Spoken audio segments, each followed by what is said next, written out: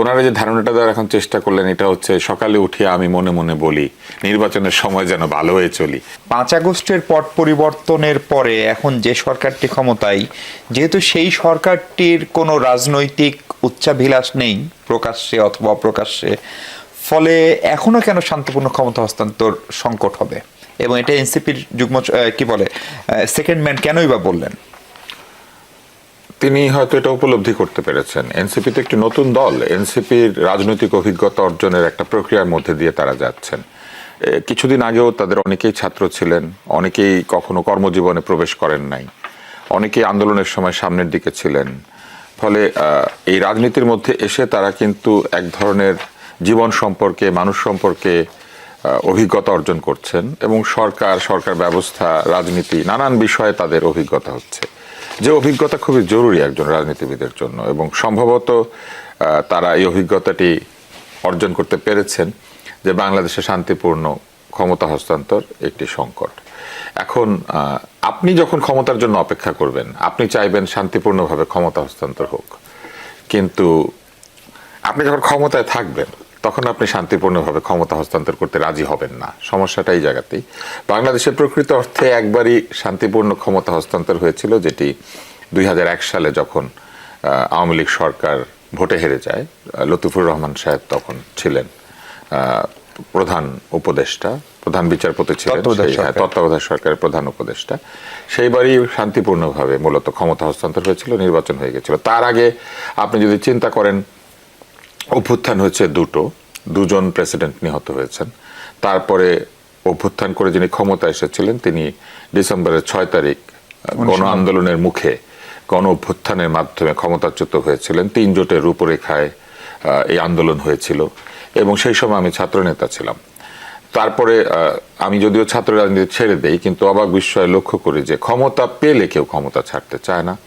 এবং এরপরে যেটি হয়, তত্ত্বাবধায়ক সরকারের দাবিতে প্রবল আন্দোলন হয় 96 সালে এবং সেই সময় একটি নির্বাচন হয়েছিল, যে নির্বাচনটি আমি অবশ্য বলবো যে বিএনপি এক ধরনের শান্তিপূর্ণ ক্ষমতা হস্তান্তরের লক্ষ্যে নির্বাচনটা করেছিল। 15 ফেব্রুয়ারি নির্বাচন গণদাবির মুখে যখন তারা বুঝলেন যে তত্ত্বাবধায়ক সরকার আসলে ভালো, তখন তারা রাজি হয়েছিলেন এবং একটি ফেব্রুয়ারিতে একটি ইলেকশন করে তত্ত্বাবধায়ক সরকার ব্যবস্থা সংবিধানে সংযুক্ত করে তারা রিজাইন করেছিলেন এবং আবার নির্বাচন হয়েছিল। আমি ওইটাকেও মোটামুটি শান্তিপূর্ণ বলবো। তবে তার আগে বৃহৎ হরতাল, অত্যন্ত কঠোর হরতাল, ভাঙচুর, অগ্নিসংযোগ, ভয়ঙ্কর আন্দোলন হয়েছিল, যে আন্দোলনে আওয়ামী লীগের সঙ্গে সেই সময় জামাতে ইসলাম বলেছিল যে এক ধরনের নৈতিকভাবে তারা সমর্থন করেছে। এবং তারপরে যেটি হয়েছিল 96 সাল থেকে 2001-এর যে শাসন, সেইখানে ভোট হয়েছিল এবং পরিপূর্ণ শান্তিপূর্ণভাবে ক্ষমতা হস্তান্তর হয়েছিল। এবং তারপরে তো আপনারা জানেন যে 1/11 হয়েছিল।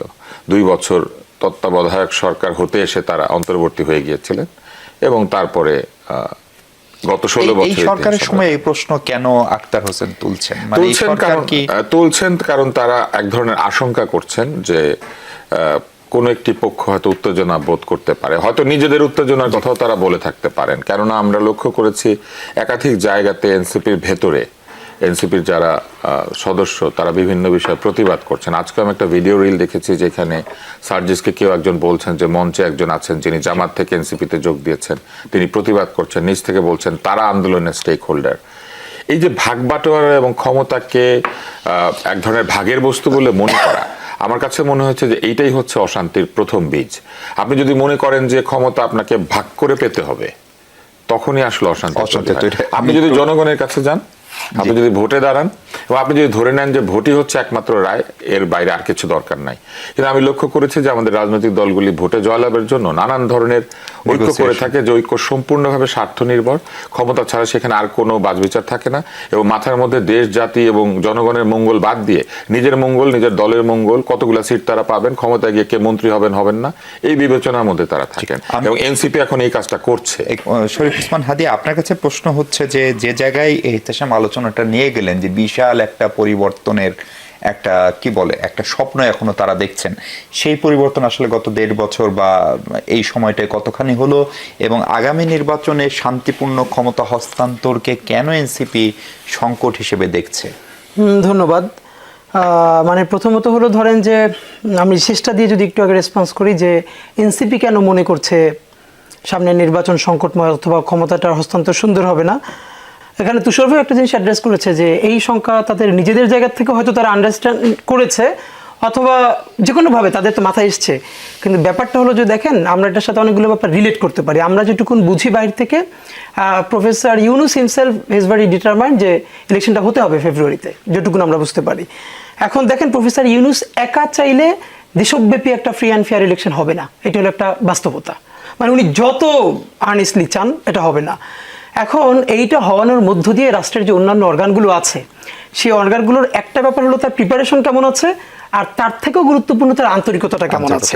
এখন ধরেন আমরা যদি আরেকটু একদম রাফলি বলি, ঘাতক জেনারেলদের বিচার শুরু হয়েছে, এটা তো হিস্ট্রি যে তাদেরকে সিভিল কোর্টে গিয়ে আত্মসমর্পণ করতে হয়েছে। আমরা যদিও এসি বাসটাস নিয়ে যে আলাপগুলো এগুলো মাইনর আলাপ, কিন্তু তারা যে সিভিল কোর্টে আত্মসমর্পণ করলেন, বিচারের জায়গায় আনা গেল, এটা একটা বিরাট ব্যাপার। এবং আমি মনে করি পলিটিক্যাল পার্টিগুলো দিন শেষে সেখানটায় ন্যূনতম সাপোর্ট না দিলে এটা খুব কঠিন হতো।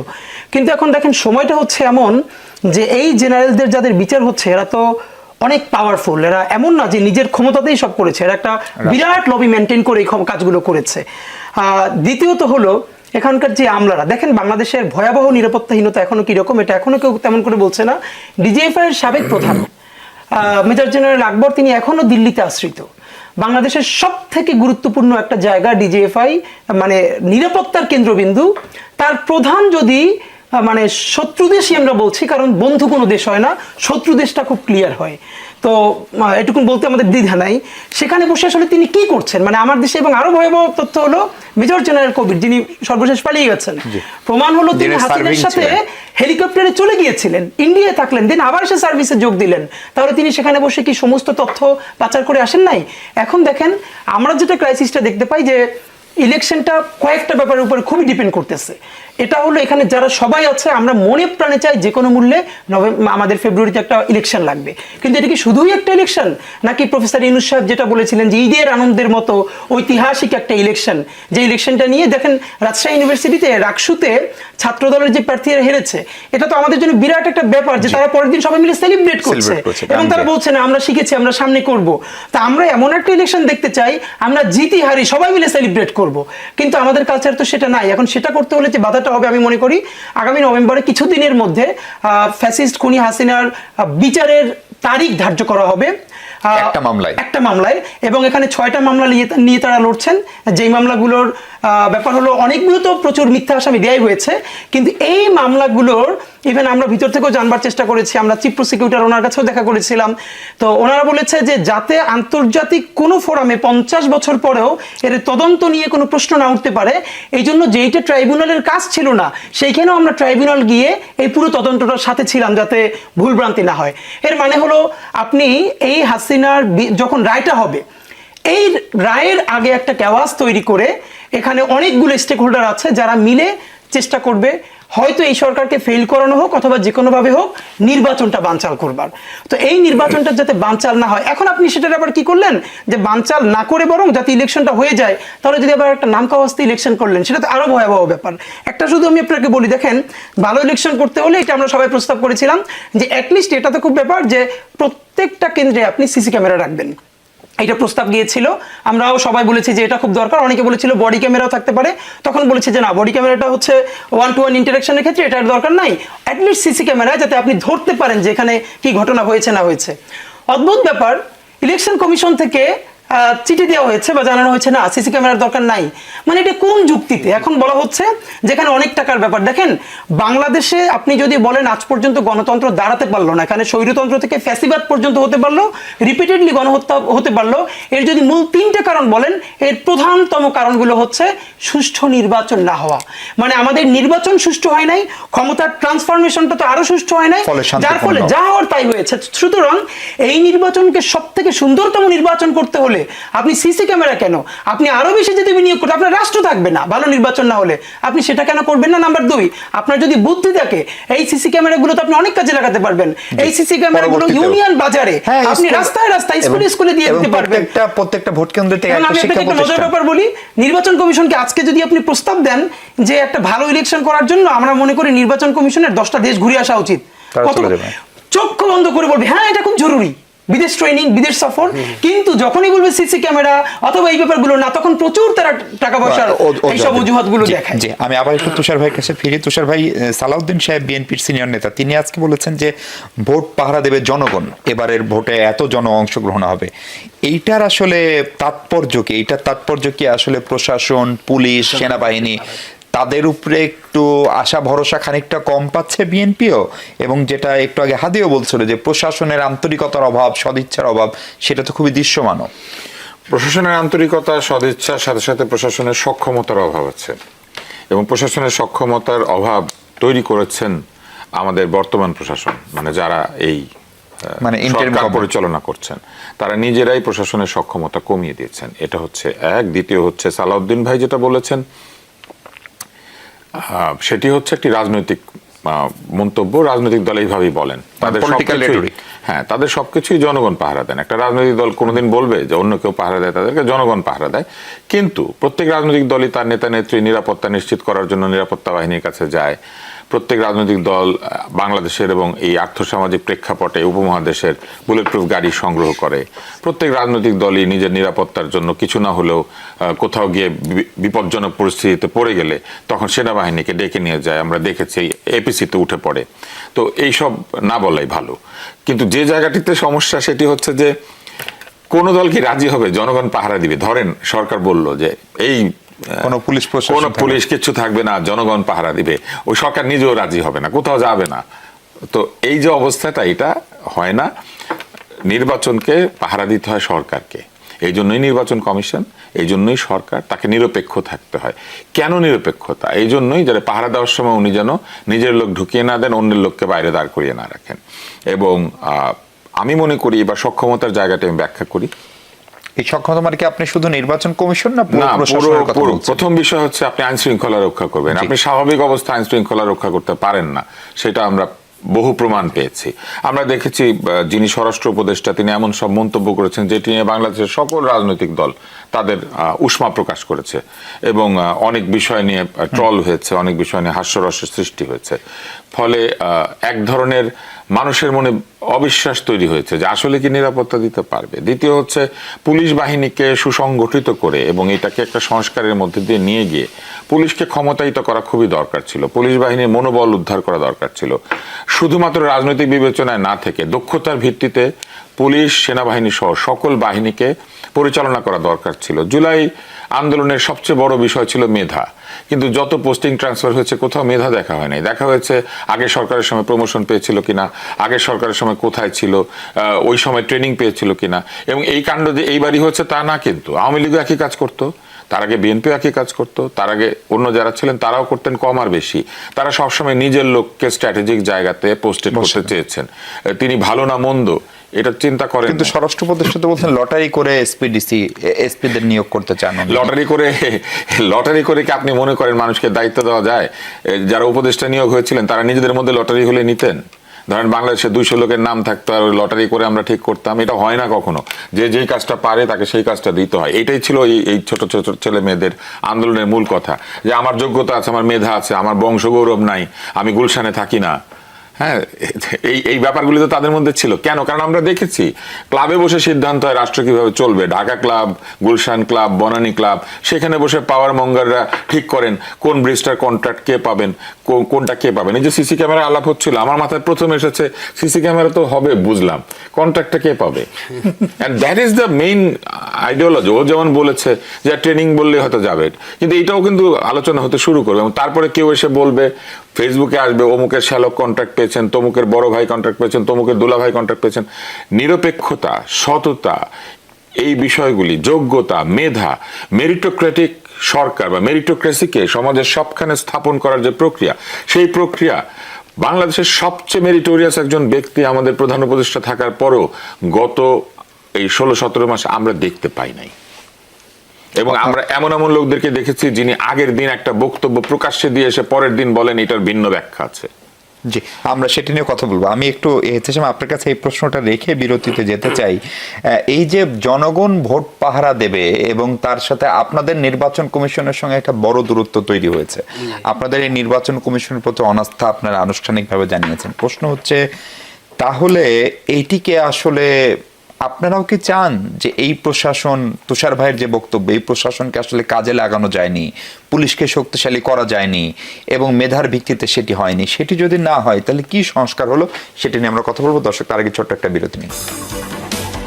আসলে কেমন হবে, কে পাহারা দেবে, প্রশাসনের সক্ষমতা কতখানি, নির্বাচন কমিশনের ভূমিকা নিয়ে আপনারা সারাক্ষণ সমালোচনা করছেন, সেই বাস্তবতায় ফেব্রুয়ারিতে ভোট আসলে কেমন হবে? জি, এর আগে বিরতি যাওয়ার আগে আপনি প্রশ্ন করেছেন যে সাউদ্দিন সাহেব বলেছেন যে আলটিমেটলি জনগণ ভোট পাহারা দেবে। আমার প্রশ্ন হতে পারে সাউদ্দিন সাহেবের প্রতি যে আসলে জনগণকে কে পাহারা দেবে।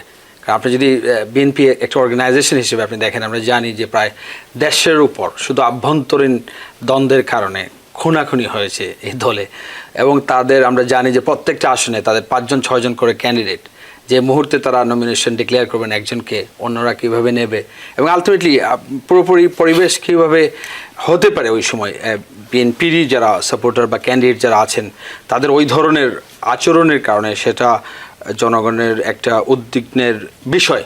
এটা হচ্ছে প্রথম। দ্বিতীয়, আপনি নির্বাচন কমিশনের কথা বলেন। নির্বাচন কমিশন কতটুকু অদক্ষ এবং কতটুকু অনিরপেক্ষ, আনফেয়ার, এটা আপনি দেখতে পাচ্ছেন গত আমাদের সাথে যে গত 2-3 মাস থেকে প্রতীক নিয়ে যে ডিবেটটা চলছে সেটাতেই।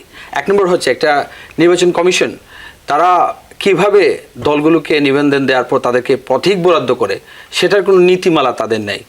আমরা বারবার প্রশ্ন করার পর যে আপনারা যে প্রতীক কাকে দেবেন বা প্রতীকের যে ইনিশিয়াল যে লিস্টটা আপনি করেন, ওই লিস্টে কি অন্তর্ভুক্ত হবে কি অন্তর্ভুক্ত হবে না, বা লিস্টটা করার পর কোন প্রতীকটা কোন দলকে দেবেন, কিসের ভিত্তিতে দেবেন। একটা সাংবিধানিক একটা প্রতিষ্ঠান, এত বড় একটা প্রতিষ্ঠান যেটার মাধ্যমে আসলে আমরা যে ইনিশিয়াল আলোচনায় ছিলাম, যেটা আলটিমেটলি পুরো এই ক্ষমতা হস্তান্তরের যে শান্তিপূর্ণ যে প্রক্রিয়ার কথা আমরা বলতেছি, তার মূল দায়িত্বটা কিন্তু নির্বাচন কমিশনের উপর বর্তায়।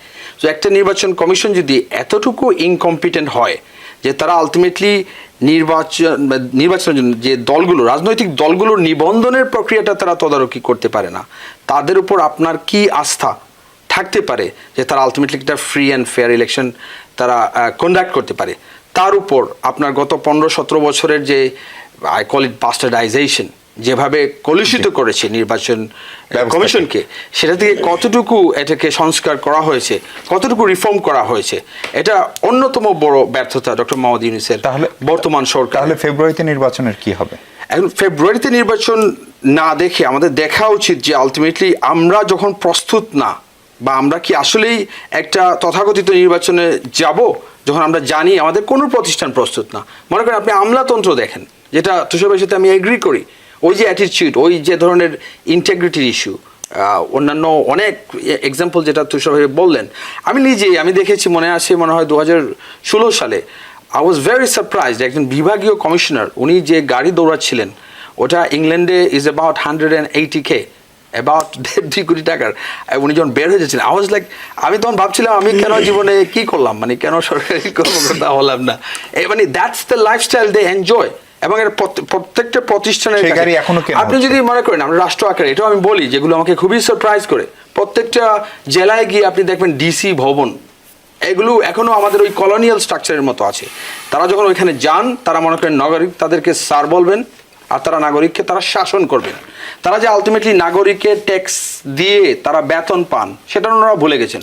এই জন্য প্রত্যেকটা প্রতিষ্ঠানের অ্যাটিটিউড আপনি দেখবেন, যেমন মনে হয় আপনার ওই ইস্ট ইন্ডিয়া কোম্পানির অফিসাররা, এরা হচ্ছে সব বাঙাল সাবজেক্ট বা ইন্ডিয়ান সাবজেক্ট, এদেরকে তারা এখনো পর্যন্ত শাসন করবেন। ওইটা ফাইনালি যেটা আমি বলতে চাই, আমাদের মূল সংগ্রামটাই তো এই জায়গায়, যে আমরা যে চাচ্ছি এই পরিবর্তনটা প্রয়োজন, সেটা শুধু আমাদের জন্য না, সবার জন্য। জি হাদি, তার মানে তো পরিবর্তন যদি না হয়, এহতেশাম যেভাবে বলছেন, আপনার সিভিল প্রশাসন, আপনার পুলিশ প্রশাসন, আপনার নির্বাচন কমিশনের আচরণ, কোনো কিছুই প্রস্তুত না, এই অবস্থায় ফেব্রুয়ারিতে ভোটের আশা আপনি কতখানি করেন? দেখেন, ব্যাপার হলো এগুলো হচ্ছে ওই যে ক্রনিক ডিজিজের মতো, যে হিস্ট্রিও দীর্ঘদিনের, ট্রিটমেন্টও লাগবে দীর্ঘদিনের, অ্যাকিউট ডিজিজ না। তো ক্রনিক মানে আমাদের এগুলো তো আমাদের কালচারাল মাইন্ডসেট। আমি শুধু আপনার 2-3টা ব্যাপার বলি। অনেকে বলে না যে বিএনপি এখানে প্রচুর মাসেল পাওয়ার দেখাবে, এই করবে সেই করবে, ছোট ছোট করে একটা রেসপন্স করি। একটা হলো, ভাই বললেন না যে বিএনপির এক আসনে 5-6 জন করে ক্যান্ডিডেট, না এর চেয়েও বেশি, 10-12 জন করেও আছে, এবং এটা কোনো প্রবলেম না। বিএনপি সব থেকে বড় দল, বরং 2 ডজন করে প্রার্থী থাকা দরকার, থাকলেও কোনো প্রবলেম নাই। কিন্তু ফ্যাক্ট হলো আপনি ভোটের দিন সালাউদ্দিন ভাই যেটা, এটা অফকোর্স পলিটিক্যাল রেটরিকে বলেছেন, কিন্তু এরপরে ধরেন আমরা একটা যদি সিগনিফিকেন্স বোঝবার চেষ্টা করি, তো দেখবেন আপনি গত 6 মাস 1 বছর অফকোর্স বিএনপি তো অফিসিয়ালি এই যে বিভিন্ন জায়গায় মপটপ হয়েছে এটার বিরুদ্ধে স্ট্যান্ড নিয়েছে না। তো এই গত 1-1.5 বছরে যত মব হয়েছে এর থেকে 1 কোটি গুণ মব তো হয়ে যাবে ইলেকশনের দিনে যদি জনগণ ভোট কেন্দ্র পাহারা দিতে যায়। মানে ধরেন জনগণ বলতে ধরেন বিএনপির যে সেও তো জনগণ, জামাতের জনগণ, এনসিপির জনগণই। তো জনগণ যে যার লেন্সে অপরাধ দেখবে, মানে আমার লেন্সে যেটা অপরাধ আপনার লেন্সে তো সেটা অপরাধ না। তো সেইটাকে যদি সে প্রতিহত করতে চায়, বাংলাদেশের সবাই মিলে যদি এটা করতে চায়, তাহলে তো ভয়াবহ ব্যাপার ঘটে যাবে। এর মানে ব্যাপার হলো আপনি বরং এই ইলেকশন করতে পারেন কিনা দেখেন, কোন ভোটারের মানে কোনো আমি যদি ইলেকশন করি তাহলে আমার সামনে আমার বুথ নিয়ে কোনো পার্টিরও থাকার দরকার নাই, পুরো এটা পুলিশই রক্ষা করবে। বরং এই যে কোন কেন্দ্রে কোথায় কি সামনে যে আমরা দেই বুথ নাম্বার দেই, এটাও প্রশাসন দিবে। আমরা দেখি কেন্দ্রের সামনে, এটা আপনাকে বলে রাখি, ধরেন যখন ইলেকশনটা হতো সর্বশেষ 2006 বা 7 যে নির্বাচনটা হয়েছে, 8 যে নির্বাচনটা হয়েছে, তো প্রত্যেকটা ভোট কেন্দ্রের সামনে সব ধরেন ধানের শেষ ছিল, নৌকো ছিল, অন্যান্য তাদের কিন্তু থাকে বুথ থাকে হেল্প করবার জন্য, হেল্পিং বুথ থাকে যে আপনার ধরাই দেওয়ার জন্য। তো এখন দেখা যাবে যে বিএনপির কাছ থেকে নিত এইটা, আওয়ামী লীগের অন্য তাকাই থাকতো যে এর মানে ভোটটা মানে ওরে দিচ্ছে। আবার যে আওয়ামী লীগের কাছ থেকে এই সাপোর্টটা নিত, কারণ অনেকেই জানতো না সে কোন লাইনে দাঁড়াবে, তো তাকে ধরাই দিত, হেল্প করতো। তো এই হেল্পটা বিএনপির, জামাতের, অন্যান্য দলের করতে হবে কেন? এর মানে রাষ্ট্র যদি তার ক্যাপাসিটি বাড়ায় তাহলে সে কোন কাউন্টার থেকে হেল্পটা নিল এটা তো কেউ ধরতেও পারবে না, জিজ্ঞাসা করতে পারবে না। সক্ষমতা তৈরি হয়েছে। এখন সেই সক্ষমতা তৈরি কিভাবে হবে দেখেন, আমরা অনেক আগে থেকে বলেছি বাংলাদেশে নির্বাচন কমিশন যখন ফাংশন শুরু করতে পারবে, এটা যখন একটা নির্বাচনী সরকারের মুডে যাবে, তখন বলেন তো যে রিটার্নিং কর্মকর্তা কারা? ডিসি নাই তো। তো রিটার্নিং কর্মকর্তা আপনি কয়দিনের জন্য? সে নির্বাচন কমিশনের এত কথা তো শুনবে না, কারণ সে জানে কয়দিন পরে সে কিন্তু আবার ডিসি, এবং ডিসি হিসেবে তার কাজ হলো এখানে তিনি যিনি এমপি হচ্ছেন তাকে সবসময় সুবিধা দিয়ে। আমি আপনাকে বলি বিএনপির কোথাও ফোন করে আমলাতন্ত্রের কাছ থেকে সুবিধা নেওয়া লাগবে না। ছোট দুটো প্রমাণ বলি, কিছুদিন আগে বাংলাদেশের একটা বড় নিউজ মানে টিভি চ্যানেল, তারা 5 মিনিটের একটা প্যাকেজ করেছে আমার নির্বাচনী প্রচারণা নিয়ে, এবং 2 দিন পরে জানলাম তারা আমাকে বলল যে দেখেন আমি তো চুনোপুটি, মানে তাদের তুলনায় ছোট মানুষ, এইটা করেছে বিদায় তাদের হেড অফিসে ফোন দেওয়া হয়েছে যে তাকে নিয়ে তোমাদের এত আগ্রহ কেন? নাম্বার 1 একটা বললাম। নাম্বার 2, গতকালকে আমি বিটিভিতে একটা শোতে গিয়েছিলাম, টক শোতে, আমার সাথে বিএনপির একজন একদম বড় নেতা না, ধরেন 2nd লেয়ারের বা 3rd লেয়ারের একজন নেতা। অবাক ব্যাপার হলো দেখেন তিনি ঢুকতে পারেন নাই, বিটিভির অন্তত 1 ডজন কর্মকর্তা দৌড়ে দৌড়ে তার পিছনে ঢুকছে, সালাম দিতেছে, সে যখন বের হয়ে যাচ্ছে দৌড়ে তাকে আগাই দিতেছে। মানে ঠিক আওয়ামী লীগের সময় যে কালচারটা আছে এখন তার শুধু প্রভু বদলে যাবে, এরপরে বিএনপি যদি কোনোদিন জামাত ক্ষমতায় আসে তাহলে সে জামাতকেও একই আচরণ করবে। মানে এই যে আমাদের চাটুকারিতা, এটা তো আমাদের মনস্তত্ত্বে। এখন আমাদের হিসেবে আমি আপনাকে একটা বলেছিলাম যে প্রত্যেক উপজেলার ওসি, থানার ওসি সকালে উঠে স্থানীয় বিএনপি সভাপতির ফোন দেয় ডায়াবেটিস ঠিক আছে কিনা, স্বাস্থ্য ভালো কিনা, কারণ সে ক্ষমতায় আসবে এবং তার পোস্টিংটা যেন ঠিক মতো হয়, ঝামেলায় না পড়ে। তো এই জন্য আমাদের যেটা এখন ব্যাপার যে, তবে ভাই যেটা বলেছেন এগুলো তো সব প্রবলেম বললাম। এখন ধরেন আমরা যে ভালো ইলেকশন চাই, এই জন্য আসলে কতদিন লাগবে প্রস্তুতি নিতে? এখন আপনি কি 5 বছরও এটা বদলাইতে পারবেন? তাহলে 5 বছরই কি আমরা অপেক্ষা করবো? তার থেকেও গুরুত্বপূর্ণ হলো এর কোনো ওয়ে আউট আছে কিনা। এই যে 15 মাস ধরে কি আমরা সেরকম মানে ড্রাস্টিক কোনো চেঞ্জ আমরা দেখেছি? র্যাডিক্যাল কোনো একমাত্র জেনারেলদেরকে আদালতে আনা, অফকোর্স এটা একটা ঐতিহাসিক ঘটনা, এরকম কিছু ঘটনা। বাট আমাদের যেটা দরকার ছিল এখানে শুধু আমার একটা আফসোস, আমি 1000বার বলেছি, professor Yunus fail to understand his capability in the beginning 3 months. মানে হলো তার যে কি ক্ষমতাটা ছিল তার হাতে, সচিবালয় বদলে দিতে পারতেন, তিনি পারেন নাই। এবং বিএনপি তো দেখবেন অনেক বড় স্পেস নিয়েছে, পলিটিক্যাল পার্টিগুলো অনেক বড় স্পেস নিয়েছে, উনি চাইলেই তখন আমলাতন্ত্র এগুলোকে অনেকটা সোজা করে ফেলতে পারতেন। জি, আমি তুষার ভাই আপনার কাছে আরেকটা প্রশ্ন হচ্ছে যে গতকালকেই সরকারের তথ্য উপদেষ্টা একটা অনুষ্ঠানে গিয়ে বলেছিলেন যে নভেম্বরের পরে আসলে ক্যাবিনেট থাকবে না, যে অর্থ উনি বুঝিয়েছেন যে তখন একটা গভর্নমেন্ট একটা ইলেকশন মুডে বা তত্ত্বাবধায়ক মুডে চলে যাবে, যেটা বিএনপি দেখা করেও বলেছিল। আজকে সরকারের পক্ষ থেকে অর্থাৎ government of Bangladesh press conference দিয়ে প্রেস রিলিজ দিয়ে বলছে সেটা আসলে বিভ্রান্তি তৈরি করেছে, ক্যাবিনেট বহাল থাকবে। তাইলে আসলে নির্বাচনকালীন সরকারের চেহারাটা কেমন হবে? মানে সরকার ডে টু ডে অ্যাক্টিভিটি শুধু করবে, নির্বাচন কমিশনের আওতায় প্রশাসন চলে যাবে, না এখন যেভাবে চলছে সেভাবেই চলবে? যে সরকার বা সরকারের মুখপাত্র যিনি এতদিন ধরে সরকারের সব কথা বলেছেন, ভুলটুল বলেন নাই, শুধু ক্যাবিনেটের বেলায় বলতে গিয়ে তিনি ভুল করে ফেললেন। এর মানে হচ্ছে যে সরকার সকালে যা বলে বিকালে তা ভুলে যেতে শুরু করেছে। তো আমার কাছে মনে হয়েছে যে ওনারা যে ধারণাটা দেওয়ার এখন চেষ্টা করলেন, এটা হচ্ছে সকালে উঠিয়ে আমি মনে মনে বলি নির্বাচনের সময় যেন ভালো হয়ে চলি। ওনারা যদি নির্বাচনের সময় ভালো হয়ে চলতেই পারতেন তাহলে এখন এরকম চলছেন কেন? এবং যে প্রশ্নগুলি আজকে এই ছোট দুই ভাই তুলেছে এগুলো কিন্তু অনেক লেজিটিমেট কোশ্চেন। এই যে স্পেস প্রথম 3 মাসের, ওই 3 মাসের মধ্যে আমরা দেখলাম কি কথা হয়েছিল। রিসেট বাটন, মানুষ যে ভাঙচুর করছে এটা সেলিব্রেশন, এইটা expression of their anger and their resentment, এইসবই তো বলা হয়েছিল যে এগুলো হচ্ছে প্রতিবাদ, ক্ষোভ। এইগুলো বলে আশকারা দিয়ে আইন শৃঙ্খলা পরিস্থিতিকে হাতের বাইরে চলে যেতে দিয়ে তারপরে এখন আবার উল্টোটা বলা হচ্ছে। তো আমার কাছে মনে হয় যে এগুলো বিবেচনায় না নিয়ে মানুষের প্রত্যাশা বিবেচনায় নেওয়া উচিত। হাদি একটা চমৎকার প্রস্তাব করেছে, কিন্তু এটা আরো সোজা। আপনি বলেন তো, আমরা যে মোবাইল ফোন নেই, আমাদের আঙ্গুলের ছাপ নিয়ে নেয় না? একটা লোক আসে, এসে বাসার মধ্যে আঙ্গুলের ছাপ নিয়ে দিয়ে দেয়। আমাদের সবার এখন স্মার্ট কার্ড, বাংলাদেশে নতুন ভোটারদের হাতে স্মার্ট কার্ড নাই, বাট সেখানে বারকোড আছে, কিচ্ছু লাগে না। বারকোডটা স্ক্যান করবে, দরজা খুলে যাবে, গিয়ে ভোট দিবে, বের হয়ে যাবে, শেষ। ও তার আইডেন্টিটি এস্টাবলিশড। অথবা ওরকম ওই যে মোবাইল ফোন আলা যদি একটা ল্যাপটপের মধ্যে আঙ্গুল ছোঁয়ালে পরে সবকিছু উঠে যায়, আমি আঙ্গুল ছোঁয়াবো, উঠে যাবে, এবং আমি যে মরা লোক না সেটাও প্রমাণিত হবে। আগের বার কি হয়েছিল, এই যে লোক রাখে বুথের মধ্যে, ভিতরে যে লোক রাখে, বাইরে লোক রাখে, এটা কেন বলা হয় জানেন? বলা হয় যে এলাকার লোক চিহ্নিত করে আসলে সবাই চিনবে, অচেনা কেউ ঢুকে পড়বে না। এগুলা সব বাজে কথা। বরং এটা হলে পরে কি হবে, এমনকি কেউ যদি হিজাব পরেও আসে, কেউ যদি মুখ ঢেকেও আসে, সেও আঙ্গুলের ছাপটা দিলে পরে এটা হয়ে যাবে। আপনি বাংলাদেশ থেকে বের হওয়ার সময়, ঢোকার সময় আঙ্গুলের ছাপ নিতে পারেন ইমিগ্রেশনে, আর ভোটের ওইখানে কেন নিতে পারবেন না? এত স্টারলিং কিনেছেন, ইলন মাস্কের বলেন স্টারলিং বসায় দিতে সব একটা এলাকায়, এই অল্প সময় সেটা সম্ভব। স্টারলিং বসানো তো 2 ঘন্টার ব্যাপার। প্রকল্প নিতে হবে, সেটা টেন্ডার করতে হবে, স্টারলিং দেখার জন্য ইয়েতে যাবে মানুষ, সিলিকন সেই ভ্যালিতে যাবে, সিলিকন ভ্যালিতে গিয়ে ইলন মাস্কের সঙ্গে দেখা করে, এগুলাই তো হয়। সেই জায়গা থেকে সরকার বেরোতে পেরেছেন, পারেন নাই। এখন আপনি যে বিষয়টা বলেছেন যে কেন সরকার তার এই রূপ বদল, কথা বদল এরকম করছে, ক্যাবিনেটের কাছে মানুষের প্রত্যাশা কি? ক্যাবিনেটের কাছে মানুষের প্রত্যাশা হচ্ছে ইলেকশনের সময় তারা কারো প্রতি বিন্দু মাত্র পক্ষপাত করবেন না। কে ছোট কে বড়, কার বয়স কম কার বয়স বেশি, এগুলো আমরা এখন আলোচনা করছি। নির্বাচনের জায়গায় গিয়ে কিন্তু এটা হবে না, অমুক একটু জিতে গেলে ভালো হয়। আমি আপনাকে একটা স্ট্যাটাসের কথা বলি, আমি তাকে খুবই পছন্দ করি, কিন্তু দেখেন মানুষ আবেগের বশে অনেক কিছু করে ফেলেন।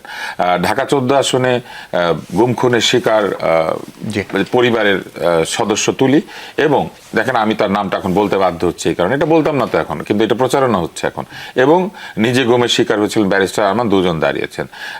একজন অত্যন্ত প্রভাবশালী এবং শ্রদ্ধেয় উপদেষ্টা বললেন কি, এই জায়গাতে 2 দলের প্রার্থী দেওয়া ঠিক হয় না। এটা কি ওনার দায়িত্ব নাকি বলার?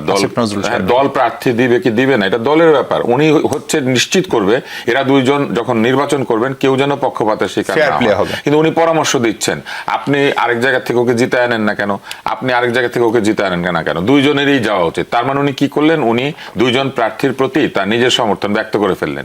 এইটা কি হলো? এটা তো অনিরপেক্ষ থাকা হলো না, উনি তো পক্ষপাত করে ফেললেন। এটা কি হলো? এটা উনি অনিরপেক্ষ হয়ে গেলেন, ওনার নিরপেক্ষ থাকা হলো না। তো এইরকম করা যাবে না। এবং এইটা এখনই যদি হয়, আমার তো ধারণা অনেক উপদেষ্টা তখনই তাদের পরবর্তী অবস্থান ঠিক করার জন্য বিশ্ববিদ্যালয়কে ভিসি হবেন পরবর্তীতে, তারপরে কে কোন কমিশনে আবার নতুনভাবে পদায়িত হবেন, কোন বোর্ডের চেয়ারম্যান আবার নতুন করে তার চাকরি রিভাইভ করবেন, এই আলোচনাগুলি হতে শুরু করবে। এবং সেইটা হলে পরে যে কথা বিটিভিতে বলেছে, আপনি দেখেন বিটিভি বেশ কয়েক মাস ধরে তার শিল্পী কলাকুশলীরা যারা বাইরে থেকে যায় টাকা দিতে পারছে না, এটা নিয়ে কোনো কথাবার্তা নাই। এটা কার প্রবলেম? তাইলে কি তুষার ভাই এই সরকার এখন যে মোডে আছে এই মোডে থেকে নির্বাচন করবে? এই মোডে থেকে নির্বাচন করতে গেলে নির্বাচন নিয়ে প্রশ্ন হবে। এইখানে আমি করব না, কিন্তু আমি শিওর যে আমার সাথে যে 2 জন বসে আছেন এই মোডে থেকে নির্বাচন করতে গেলে তারা 2 জন এটা প্রতিবাদ করবেন, এবং তাদের প্রতিবাদকে আমি সমর্থন। আমি করব না 2টা কারণে, আমি বলবো সেটা। আমি একটা বিরতি নেই। এই 2 জন প্রতিবাদ করবে, আমি 2 জনের পিছনে দাঁড়িয়ে সমর্থন দিব।